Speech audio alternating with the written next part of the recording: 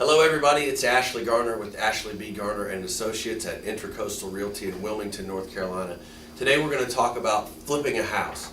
So everybody watches HGTV, everybody knows what a flip is. You buy a house, you put some work into it, you add value, you sell it, and you make a profit. Sounds pretty simple, right?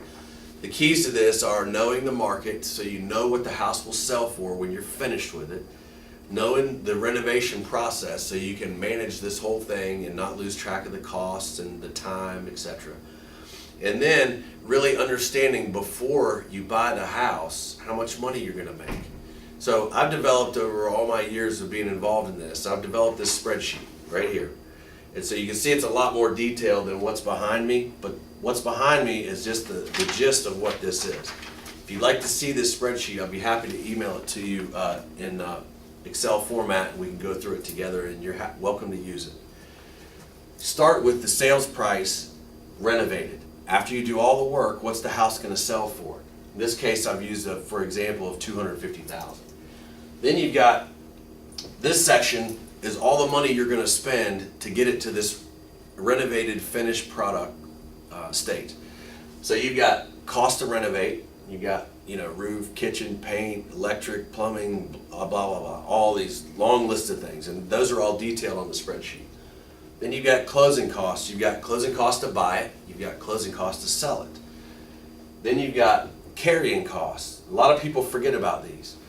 So interest on your loan, or cost of using your money. You've got taxes, you've got insurance, you've got utilities. All of these things can add up. So that's why people want to do this as fast as possible so they minimize these carrying costs.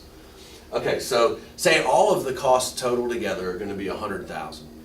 And we subtract those two numbers and that gives me $150,000. Now I'm going to put this percentage to it. I'm going to multiply by 65%. What that's going to do for me is give me a margin of 35%. Okay, and if you're going to be in this business and make any kind of real money, then you don't want to do one unless you're going to make at least 35%. Now you can do it for less, just know going in that you're doing it for less instead of messing it up and making less because you didn't do it right. So if you do this math, that means $97,500. Now that number is the most that I can pay for this house. If I'm going to sell it for $250,000, if I'm going to put $100,000 into it, and if I want to make my margin, in this case, I would make $52,500. So these are realistic numbers. Not every deal is that good, but the point is, you may have to make 10 offers before you find one that is this good. If you want to make this your career, then you decide how much money do I have to make every year. And if you need to make $100,000, then you need to do 2 of these a year. If you can't make that much on each house and you can only make $20,000 on each house, well, then you need to do 5 of those a year so you can make your $100,000. But anyway, I'd love to talk to you about this. I'm obviously passionate about it. I know a lot about it. And give me a call and we'll go through the spreadsheet together. And until next time, this is Ashley.